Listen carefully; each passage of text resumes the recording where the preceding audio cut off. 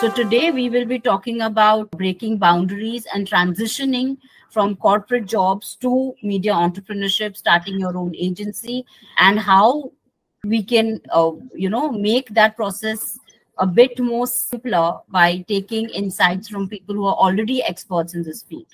So please join me today to welcome our two speakers, Jytoshna, Kalita, and Reuben Rato. Jyotshna has an incredible journey spanning over 20 years across various domains, including content, production, concept and format creation, branding, advertising, brand growth. She started in a corporate journey. She was working with television content industry and the corporate world of broadcast networks, and has been working with brands such as Meditech, Edimol, Reliance Broadcast Network, and others. And then she decided to start her own agency, move towards media entrepreneurship. And presently, she is successfully handling two thriving ventures. One is Halcyon Media Pvt Limited, which is an integrated marketed company. And another is Vistar Content Studio Pvt Limited, which is a company specializing in book adaptations and brand IPs. Our second speaker today is Reuben Rato. He is the trail and founder of Rato Communications, and he too has an impressive journey spanning over the last 20 years. Reuben did his post-graduation and diploma in journalism and mass communication from Xavier Institute of Communications. And after that, he has been working with groups like Ola, Hindustan Coca-Cola Beverages, Capgemini, Tata Consultancy Services, and many others. Now, while he was working there as a strategic thinker and problem solving, he realized that there is a major gap in the industry between what the content agencies are providing and the actual expectations of the marketing team of companies. So he decided to venture into this and start his own agency during the COVID time with the aim to bridge this gap. So today we have two people who have been very successful in their own ventures. Let's delve right into it. So Jytoshna, I would like to start with you. If you just give us a brief of your journey. I'm an English literature student. I don't have institutional training in mass communication or production or advertising, none of it. So I'm probably a example of how you can start somewhere else and you can land somewhere else, not by default, but by design. So so I was an English literature student. I was a writer since a very young age. That's my picture. And I was probably 25, 26. And this was for this is a national award given away awarded by Sanskriti Foundation, which is based out of Delhi. So a lot of people people we know, like Rajan Mishra, Sajan Mishra, Nalini Singh, and all these people, they have and a lot of Renuka Sahane. So a lot of people have received this award in their younger years. So this is given every year to 5 people from the country who are contributing in a considerable way in their own, in literature, performing art, 5 fields. So I started writing since I was maybe 15 years old in my language, and then this was given as a recognition to my contribution to my own language literature. So so this is who I was more primarily, and so I got this award when I was 26. My journey culminating into this started when my first book was published when I was 17 years. So this is after the second book was published. So that's P. Sainath who's giving the award. P. Sainath is a big name in the world of journalism, and especially the world of left-wing journalism. Then this is so the same year the switch happened. Before that, I was working in Guwahati my media was limited. Media professional work was limited to Guwahati and doing mostly regional content. And this was the switch. So immediately, almost the same year, I had joined my first mainstream nonfiction job as a producer. So this one, I was head of research and an associate producer, which was a show with Rajat Kapoor on National Geographic channel. And I was basically in charge of the content. So we had to create 8,000 annotated questions. So which means it's a quiz show. And it was all like, there was this software. If you have ever done a quiz show, you'd know that there's software. So you have to feed the software with the right information. And National Geographic insists that you have to pull for against every fact that you're putting, you have to pull out 2 evidence of 2 approved sources. So ChatGPT doesn't work, didn't work, was not there at the time. We had to do hardcore manual research, flipping through books in the library.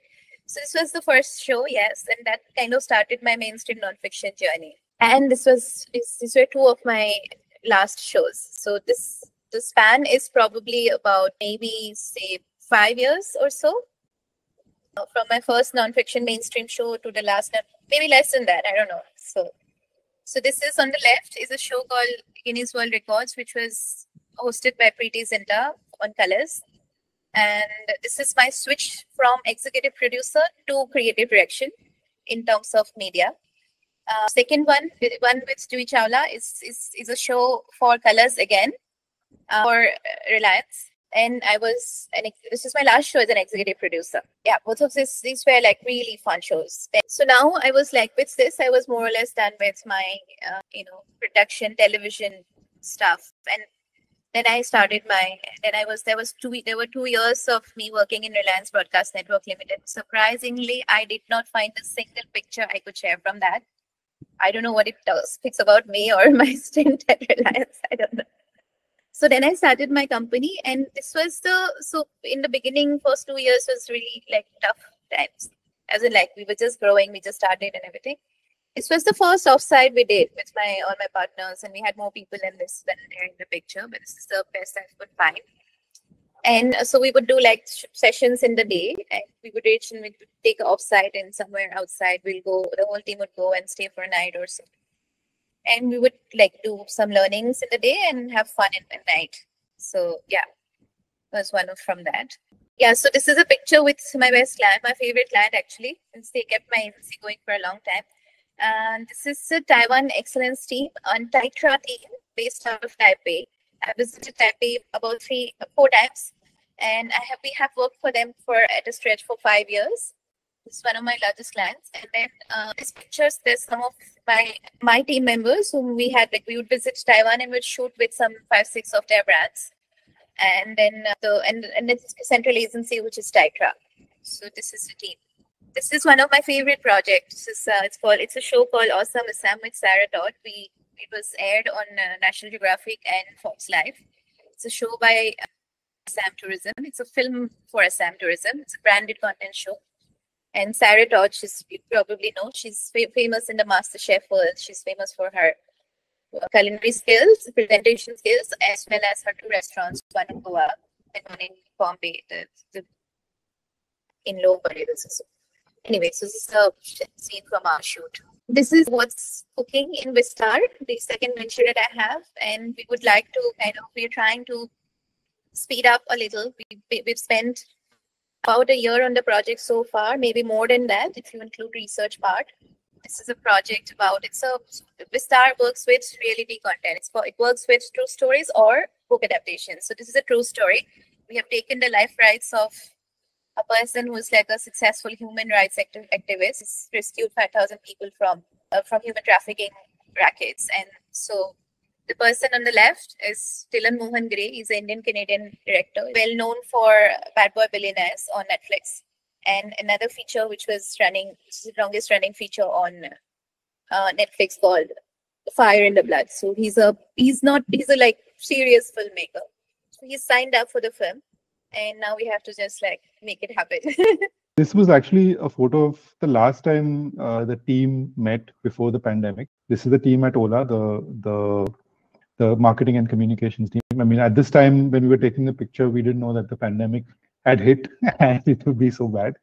But the point leading to this photo is actually the journey that got me to a stage to think about entrepreneurship, and Ola is known to create entrepreneurs, and the way they work is very entrepreneurial. And now with Ola Electric doing so well, that is testament to that. And that's where the actual seed of my entrepreneurial thought process started. Although I had in my previous stint also thought about doing something on my own, it was in Ola that I really decided that yes, I need to do something.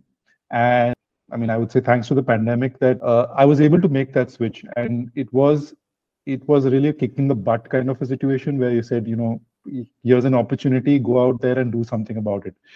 And I had some training in marketing communications, journalism, experience in TCS, which was very, very my foundational learnings about marketing and communication in TCS. Then moving on to Capgemini, I did a small stint in Patni, so I knew enough about the IT industry and how that works. And I moved to FMCG with Hindustan Coca-Cola Beverages. I understood how more or less FMCG functions.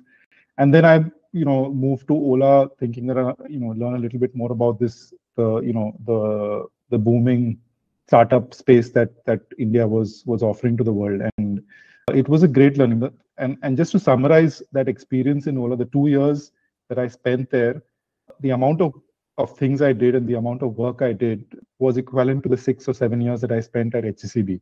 Because HCCB is a manufacturing company, so decisions are a bit slower to come by. It's not like they don't want to do it. It's just that the systems are a lot slower. Whereas in Ola, you have an idea, you have you have some means to execute it. The okay would come in and they would expect you to deliver it day after tomorrow. So it was that kind of a mindset, which has helped me now as well when I'm running my own show. Moving to the next picture, which is basically, you can see Bhumika there. Bhumika was my first full-time employee. And this is us meeting after 1 year. So I got her on board to start when we started off Rato Communications. We had, the way we are set up is that we work with a lot of freelancers. Bhumika was actually the first person who was working full time, and I had to pay a salary too. So that's why she's the first employee number one, so to speak. And the reason why this is special is because I hadn't met her for an entire year, but yet we were able to deliver and work with so much synergy that it was it's very inspiring. It's very encouraging to find somebody who has this a similar kind of thought process and who is grounded in the way they are and the way they do things, which is what I was looking for, and gave me encouragement to move on, because it's about trust, right? I mean, you don't see somebody face to face, you work with them remotely, and things like that. And the pandemic helped with that, again thanks to the pandemic. Moving on to the next photo, which is the growth of the Rato team. And coincidentally, I'm wearing the same shirt. I guess that's a lucky shirt for me in the photograph. It's not the same year, it's I think 1 year or 1.5 years after that. The first photo. So here it showed me that, and this was the time when this is our first offsite, and I was actually sharing my vision and our vision that we want to do, grow and have for the company. And I was very nervous. I was very scared, obviously, but the team that we had built over time obviously gave me the encouragement and showed me that, listen, things are possible. And I really mean it when I said that it was to prove to myself when I started off that I could do it. Because I don't come from an entrepreneurial background. I don't have the kind of family that runs that does business, so to speak. And it was a lot of, and I'll probably talk more as the session goes on. But it was a very, very big switch from thinking like an employee to thinking like a business owner. And this particular offsite was sort of a time when I said, like, this is it now. I mean, I'm in it. All my fingers are in this pie. I have invested all my time and effort and energy into this. We have to make this big. So that's the significance of this photo, and hopefully the journey continues in a more in a larger way, and the team grows and we become everything that we have envisaged for ourselves. So that's my journey so far. To know, what, according to you, Jyotshna, are the top 3 skills needed to run a successful media agency? Yeah, okay. So I think if you ask me so there are many skills which are required as professional, of course, but I'm going to keep that aside because there's a forever debate, and I don't really want to get into it. My key lesson learning is that I think communication is the most important key skill to become an entrepreneur in whichever, particularly in the world of communication. So when I say communication, it's not just people, it's not to be interpreted flatly, like, okay, you need to speak well. So communication has three parts, which is like listening, understanding, and then speaking. So listening, the first thing is when you are approaching any problem or any situation or any client or any overall market scenario as an entrepreneur, and active listening is the most important thing to understand it from the client's perspective. And the second is to just understanding. If you're not listening properly, then you're not going to understand. If you're not going to understand, you'll never be able to say the right thing at the right time. We strive, like a lot of, this is also for the younger people. We want to be, we all know, right? People who speak well gets a little benefit everywhere. So if we want to be speaking well, then we need to be understanding well. In order to be understanding well, we need to be listening well. So it's all part of communication. I think for me, that's the key skill. Okay, nice. And Reuben, what do you think are the 3 skills which are most important? Yeah, I think what Jyotshna said about listening is absolutely true. That's what we have based our agency on, actually, because it's 50% of communication, and many people forget that. It's not about speaking well, it's about listening well as well. So if you don't listen to what the problems are, what the challenges are, you're not going to be able to come up with a solution. And even within the team, right, you need to be able to listen. And I have this thing where at least now we can't see people, but it's also listening with your eyes. Because a lot of times, a lot of the visual cues will tell you a lot more than what the person is saying verbally. So that's also something that one needs to learn and understand about. So that's one thing. The other thing, I don't know if it's a skill, but it's about trust. I think one needs to lower their guard a little bit, because the more you try and put in caveats or saying that, okay, what if kind of situations, you're not going to be able to trust easily. It's not about saying that trust everyone and trust just left, right, and center. It's about asking the questions, yes, but also giving the person the benefit of doubt. So I think that's the other thing that I have learned needs to be done. And again, the third is not again a skill, but it's about your own self. So you need to realize that you don't know everything, and it's impossible for you to know everything as an individual, even if you study for your entire life. So you need to lean on others. And again, that comes from the fact of trusting and realizing that there are many people who know about a particular field, especially if you're running an agency. A videographer will know, who may be junior to you, but he may know a lot more than you in that particular space. So you need to give them that kind of space to do their own thing, to evolve their own thought process, evolve their own understanding of what they see. And it's about perspective, right? So if their perspective is different from yours, it's okay. It's not about saying that, yes, do it this way and it should be done that way. So that's the 3 things that I think are important. So, it is one thing to start an entrepreneur or your agency, and another thing to sustain it and to grow it, right? So I'm sure there are, especially in the Indian scenario, there are a lot of challenges, even with when you start anything, not just communication, but any other field also, especially communication, because maybe it is not as evolved. It is evolving rapidly. But if I were to ask you that, what were the 2 biggest challenges which you faced during your entrepreneurship journey, what would they be? Yeah, so I think if you, from a very practical standpoint, there are 2 problems that I have faced throughout. One is the problem of cash flow. I don't think anyone would ever even contest that, especially for people like me who come from, we have never been a funded agency. So I started overnight. And for people like us who are not really prepared and taking the plunge like without much of planning, for us, cash flow can be big, especially in the landscape of India, where we are in the servicing business, so we are mostly reliant on the clients paying us.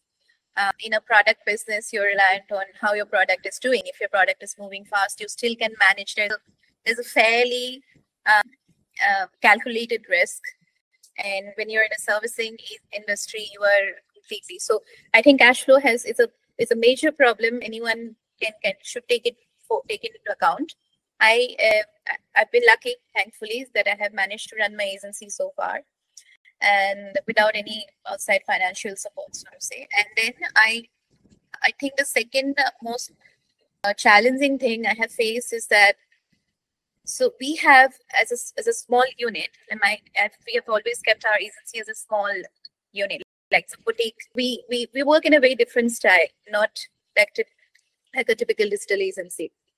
So I think the second problem was to attract the right talent. Because being a startup, it's hard to attract the right talent and to retain them. So the younger generation has a different way of thinking and looking at things. We have to be able to give them the right environment, and which is not just the working environment amongst each other, but there are a lot of things, like if you want a person to join from another, like a known brand or renowned agency, a bigger agency, and we need to be able to give the paraphernalia of advantages. Or you'd say, like, say for example, working in a nice office where one can socialize with others, and these are things that actually matter in the long run. It is okay to do that for the time being. Like, it is okay not to do that for a limited time, but if you want to really run this for longer term, run the agency, and you want to increase and grow, so you have to like keep these things in mind, how you are making them, like how you're providing entertainment and news, say making knowledge, like how this is happening, right? So we had done during COVID. It was very difficult for us to manage the team completely online, because my business really increased. We'll come to that later, maybe. I've said this. So, and then we were struggling to hold the team together, because suddenly it's like it's expansion. So I did like a 2 weeks group therapy with a psychologist for the team, because it was grueling for everyone. So I think those things we need to take up, and retaining talent, attracting talent in the first place from more famous places or people who are really experienced. That's one. And so that's why probably my teammates today, the people who are with me, are people who we have a trust, we have a bonding, and it's not necessarily a market competition. Correct. So yeah, these are the two things I found really very more critical, more challenging than finding a client and retaining a client. This is the foundation of your entire entrepreneurial journey. And Reuben, your thoughts? What have been two biggest challenges in your journey so far? So yes, I agree. Cash flow is a big challenge, because especially moving from a corporate work where you have a steady income coming in every month, to suddenly not having that cushion. So you need to have a way to manage it. I luckily had a spouse who was who had a steady income. I luckily also had a good severance package, so I used that to start up. And it is important, because and anybody at any stage in their life needs to take that into consideration whenever they're doing something on their own. And if you don't have that in place, and in fact, I had a very interesting conversation before I started with somebody who was in Ola and started off on their own. And they said, see, listen, I have all my loans paid up, and I have 6 months worth of savings in the bank to be able to do this without any hassles. 6 months of savings, in the sense, whatever expenses they may have for the family and things like that. So that's why I was able to do it. So that also got me thinking into how I should manage my own finances. What is it that we should be investing in, and things like that. So that is very important for you to, and you don't need to be a finance expert. You just need to know how much you're spending and how much you're earning. That's pretty much it. If you're able to balance that or reduce the spending as much as you can, I think you're in a good space. So that was one thing. The second thing for me actually was a lot of unlearning, because it is coming again from 17, 18 years of being in a setup that worked 9 to 5 to having to work whenever work happens, which is sometimes the first 6 months I was working, all through the week, 7 days a week, and getting calls, because I was also working with US clients, sometimes working late into the night and things like that. So it's about learning that work does not only happen 9 to 5, and you have to manage your life around the work rather than the other way around. And again, this is the pandemic that has taught us this, that that work-life balance has to be it's in your hand. It's not so much that you have to ask your company for it or whatever. and unlearning some of the things, the structured way of thinking that I had learned, or institution in my mind, I had said that this is the way to do it, was actually saying that, listen, this is not the best way, or this is not always the only way to do it. So unlearning that, trying to find newer ways, and open myself to other ideas, other thoughts, trying out different things, and that is not easy if you've been in a setup for a long time in any kind of thing. So even if you're moving from a type of business to another type of business, that again is a lot of unlearning. So that thing should always be there at the back of your mind, and it was challenging. The first 6 to 8 months was challenging because I had a set way of thinking and it had to change. Correct. Yeah. Also, Reuben, I believe networking and maintaining that professional relationships is so important when you're starting an agency, right?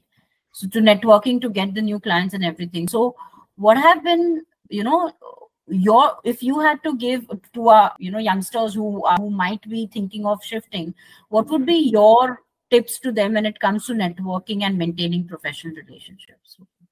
Yeah, I mean, I'm not somebody who goes into events and meets the whole audience. I'm not that kind of a person. I'm an introvert, for those who know me, and it's very taxing. Like even on a day when I have 10 calls, and Jyotshna smiling because I think she also is in the same boat. It's taxing when I have 5, 6 calls in a day, and I have to continuously speak and stuff like that. But I had to do it. I have to do it. The professional networks that I had built over the years was very helpful in, I didn't necessarily get the work from them, but I got the what do you call, their confidence, so to speak, that yes, this guy has, or they will tell their reference that, listen, this guy is trustworthy, he can get the job done, he knows what he's talking about.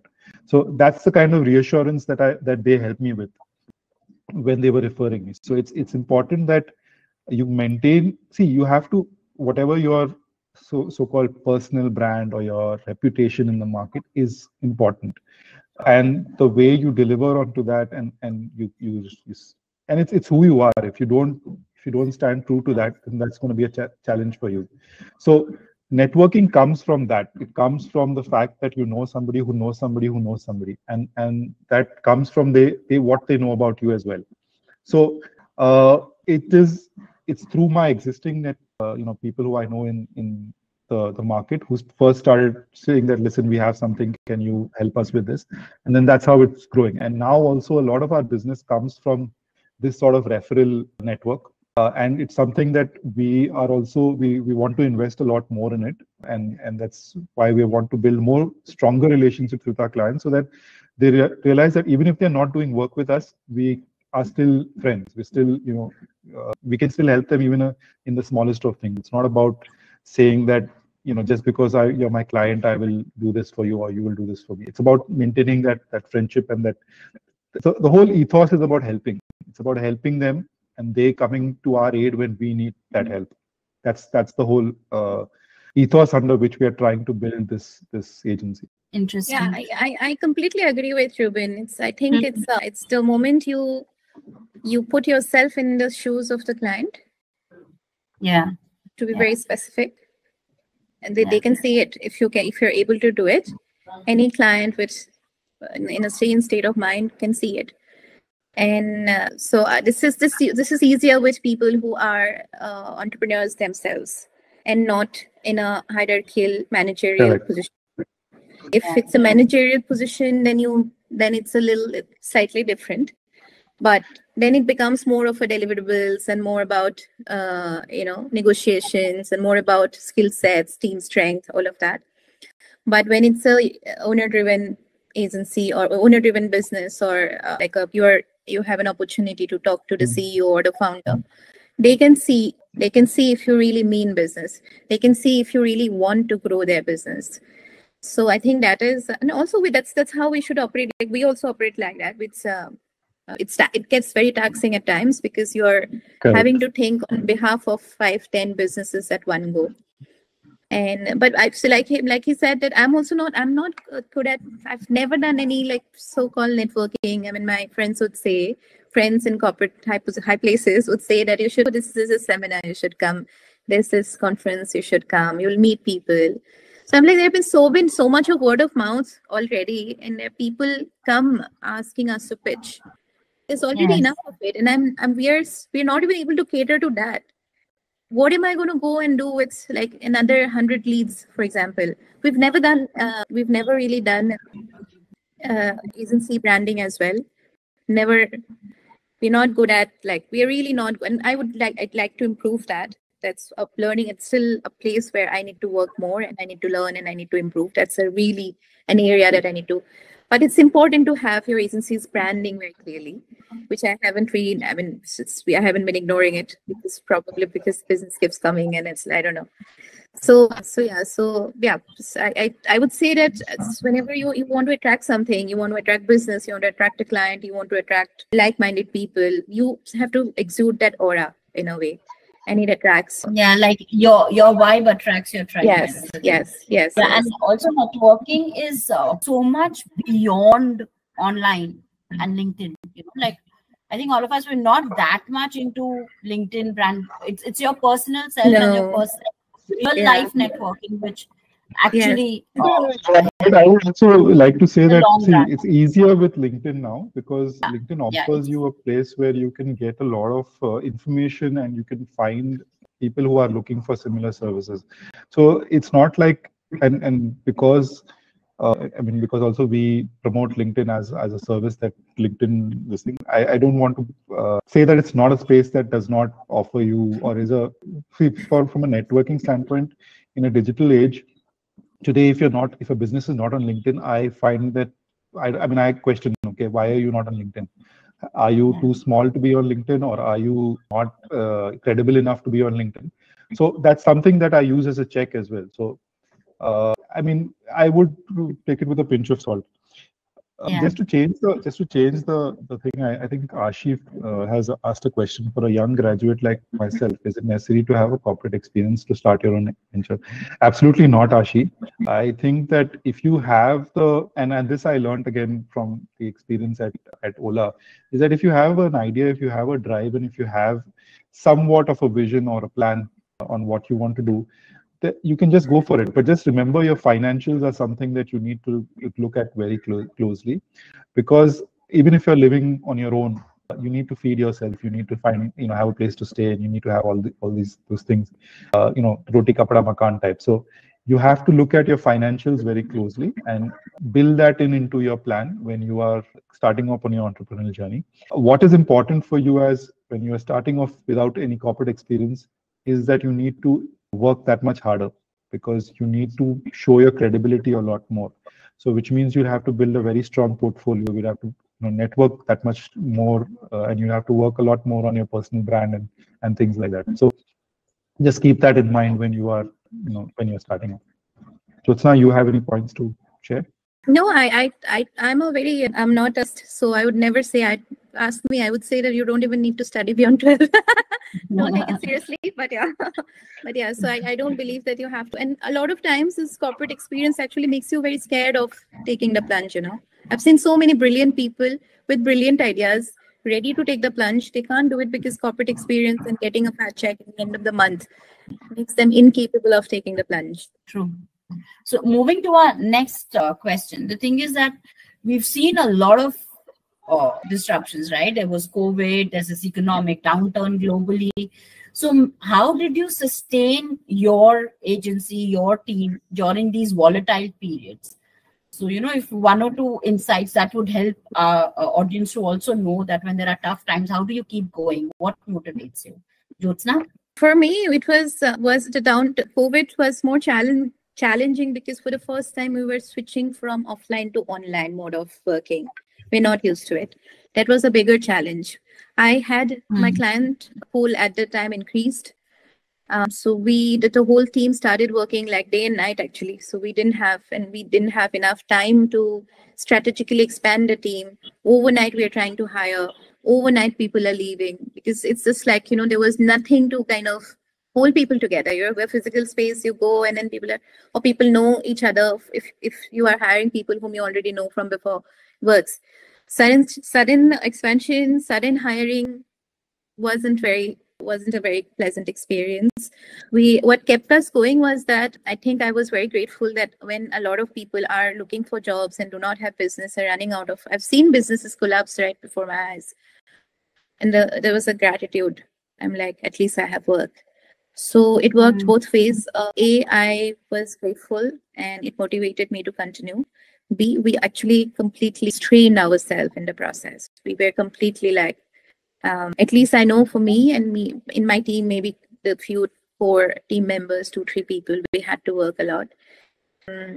That's one. Secondly, we became a lot closer as people because we would talk about our individual issues we are facing, and someone doesn't have enough space at home, someone doesn't have the habit of staying at home, someone is not understanding, like claustrophobic and all of that. So we did these things. So I'm also involved with an NGO, mental health NGO. So we got them to give like weekly session to the whole team and come up with like therapy sessions so that the team could be still, grounded.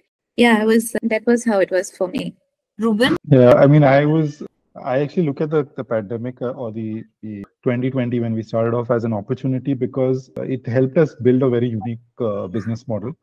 We are 100% remote, okay, and our clients are totally comfortable with that. We work with a lot of freelancers, and that is because of the pandemic. A lot of people have chosen to work, remotely and do things on their own. So that has helped us, and especially in the space that we are working. So that sort of helped us quite a bit.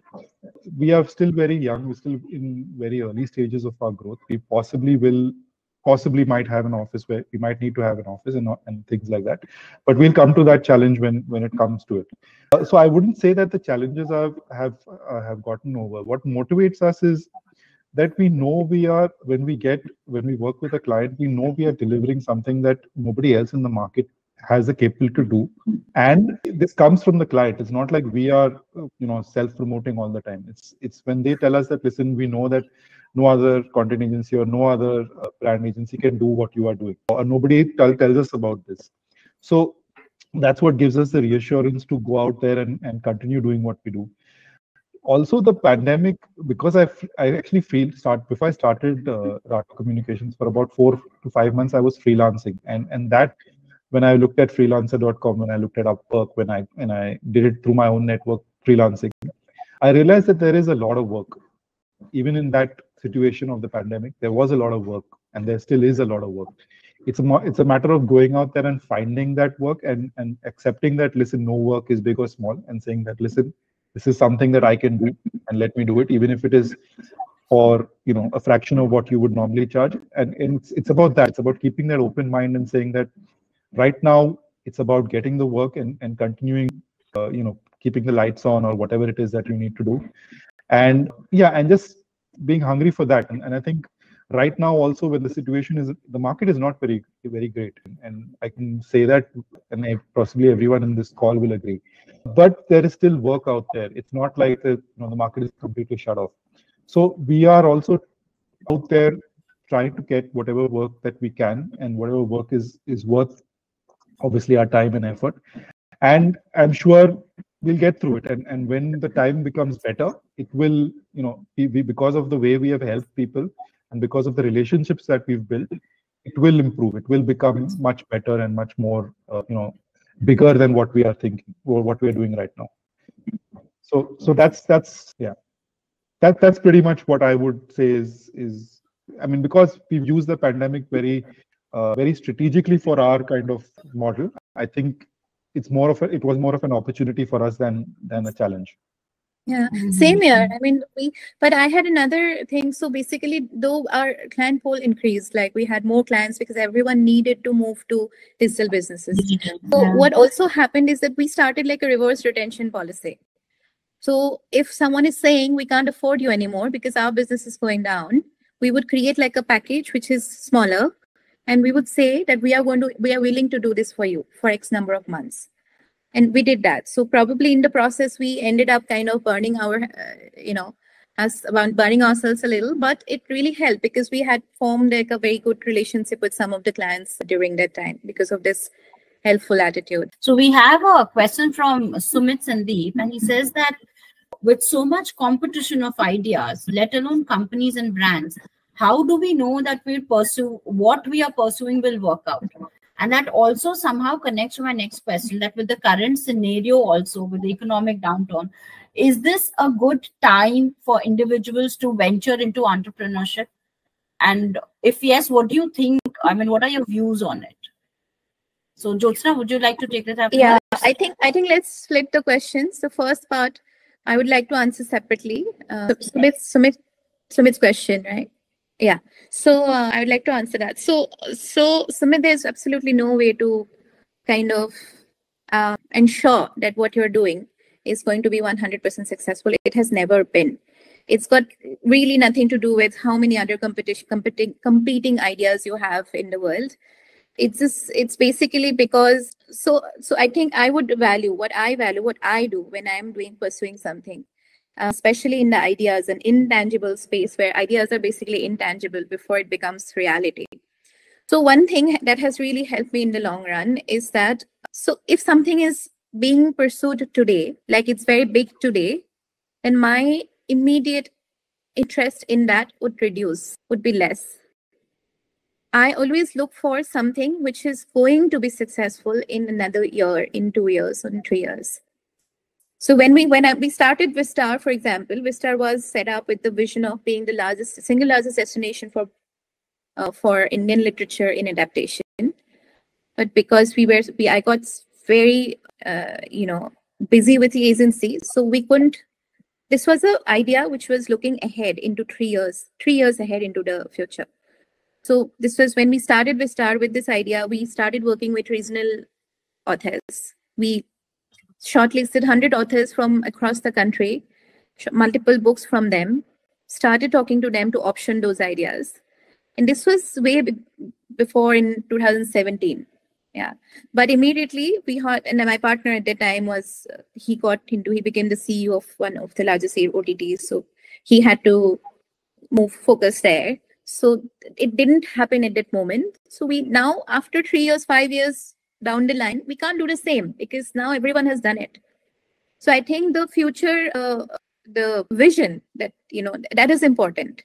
Like, is it going to work a year down the line, 2 years down the line? What is going to happen? So that thought process, if you can have a little futuristic approach, then it really sets you apart. It prepares you not only for tomorrow, it also gives you a little edge for today. I don't know if if what I'm saying can be very intense. Yeah. Sumit, just a clarifying question. So do you mean with respect to a business, or do you mean with respect to some kind of execution project, like a specific project? If you can unmute and just explain to us, Sumit. I think you're still on mute. In terms of business, yeah. But same thing for ideas as well, I guess. Same thing is for concepts. Yeah. So see, I'll tell you what we did to be able to see. I still don't know if it will work out.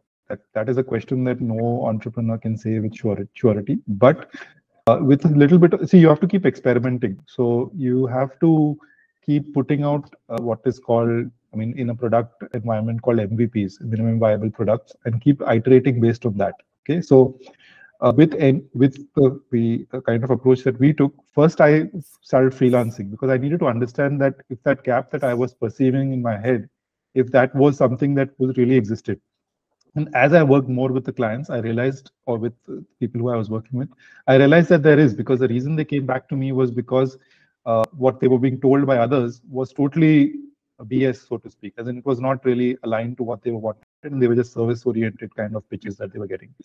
So that was one way of reassuring me that, listen, what we can offer, or what I can offer, is something very different, and something, it's the same service, but in a very different package and approach.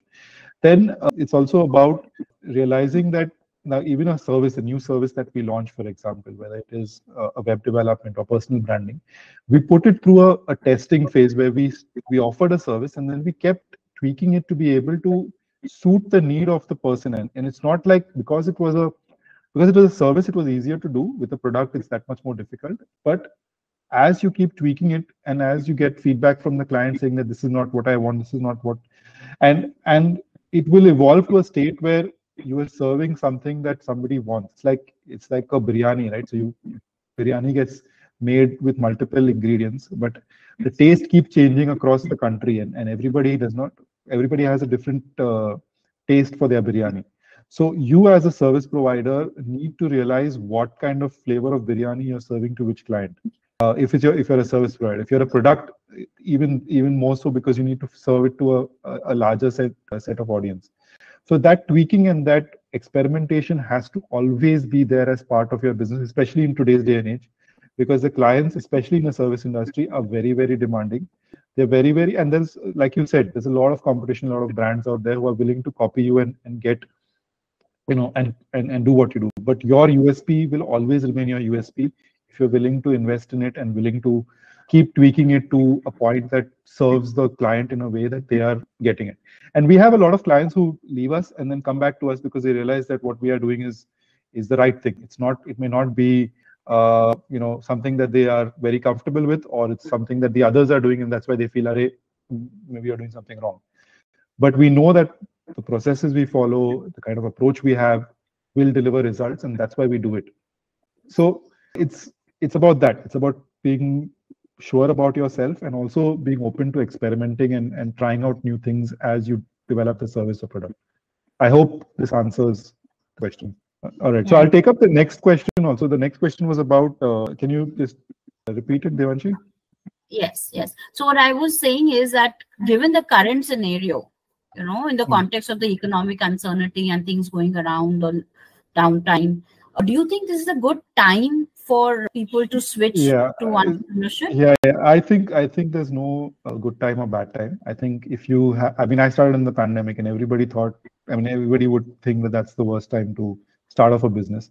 But see, today, and especially if you're in India and you are an Indian and you have a service and offering or a product to offer, in the next 5 to 10 years, India is going to grow like nobody's business. I mean, we are going to be leaps and bounds ahead of any other market in the world. And there is a need for good service and products. There is a need for that. And as not just outside the country, but even within the country, as our population keeps increasing in terms of their economic wealth, the need for certain services is going to increase, and the need for certain products is going to increase. And that's why many of the international companies are coming to India, because they know that no other market can offer it as much as India can. So I would say, if you are thinking of something, just go ahead and start it. Find your financial, keep your financials in check, and start off even if it is small, because there's no right or wrong time to start. So Reuben, just to now kind of wrapping up, because it's already like 11:28. As far as the discussion so far, we've recognized, that financials is an important aspect. Networking is an important aspect. And having that fire within you and getting the right team is a very important aspect. So if you can just sum up the whole thing, just briefly describe that, which are the main aspects anybody who's aspiring today to venture into entrepreneurship, they should be aware of to mitigate the risks to a larger extent. You can just summarize that for us. Yeah, so I'm actually an entrepreneur in learning. I'm still learning because I'm only 3 years old as an entrepreneur.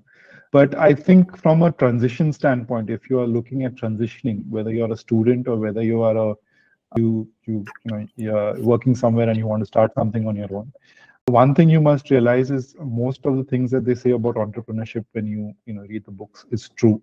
So you need to realize that you are at some level alone in this thing. Not that you don't have a team, but it's you against yourself most of the times, and convincing yourself. I mean, for me, that first year was extremely challenging because my mindset had to change, my way of thinking of financials had to change, my approach to people had to change, because I had to be out there and do a lot of things. So be open to that change, be open to experimenting, be open to learning a lot about others and yourself, because that's the growth of an entrepreneur. That you will look back to and say, yes, it's not about the money, it's not about the clients, it's about your own personal growth, is what I would say you should be doing, getting into entrepreneurship for. if you go, yes, money is important. Yes, you need to make the money. You need to have the margins and stuff like that. But look at it as a personal growth journey. And I think that will be more rewarding than just the financials. Yeah. And I would say, for example, if you've started the journey already, I mean, there's one thing to starting is not even like half as difficult as maintaining it. So if you have already started, then I think one suggestion that I would give, which I didn't do, would have helped me, is getting a mentor. So by a mentor, I don't mean someone who would be teaching you everything, but someone who already knows the, tricks and tips of the game. And basically little things like if you have started a private limited company, what kind of equity share, what kind of partnership, what kind of contracts should go in, what you should do to kind of, if tomorrow you want to expand, then how you want to. So having clarity on those things, things which are very new for everyone else. Like even I didn't know when I started this company in like 9 years ago, I didn't know a lot of things, which I still kind of, I wish I had consulted someone before taking certain decisions. Getting a mentor really helps. Basically, you don't have to reinvent the wheel. You don't have to learn everything by yourself.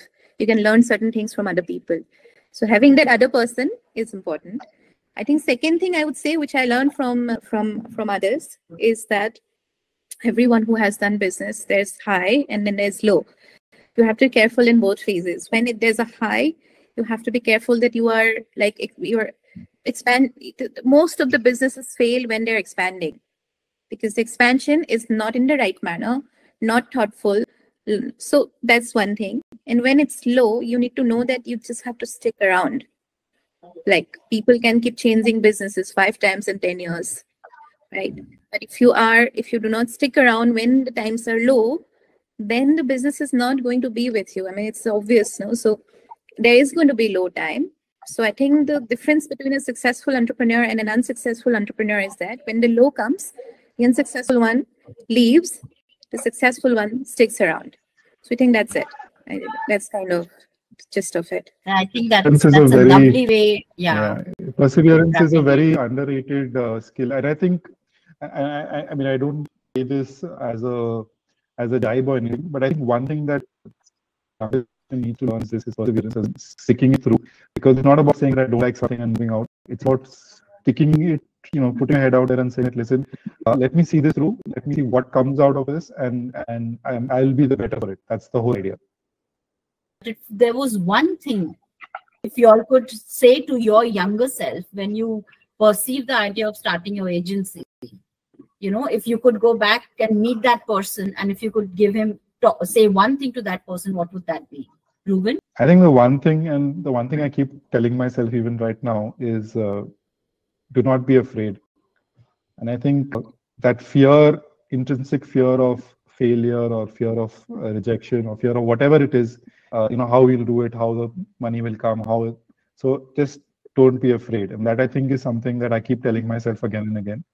And yeah, so do not be afraid. And it's the same thing I'll say to everybody here, is that do not be afraid. Yeah, I would say that, there would be distraction. You would go on LinkedIn and you'll see other successful people, success blown out of proportion. That's top of the pyramid. That's just the top of the pyramid. Remember that. So there's the bottom of the pyramid where we don't know. If you reverse the pyramid, then the picture on LinkedIn would be completely different. Yeah. So my suggestion would be that focus is more important. Like it's just a game of focus versus distractions. So focus on what you want to do, what you want to achieve, what your strength is, what your weaknesses are, rather than what everyone else is doing around you. And there's no way you will fail. Yes. So so as it goes, there's this famous saying that, don't compare your real life with other people's real life. So yeah, I think that holds good in the business scenario also. Yeah. So yes, I would thank you so much, Jyotshna and Reuben, for sharing. Thank you for inviting me. I'm loving this. I've loved it. It's been a pleasure. It's been a pleasure, Jyotshna, to have you here and hear you speak, and with all the insights.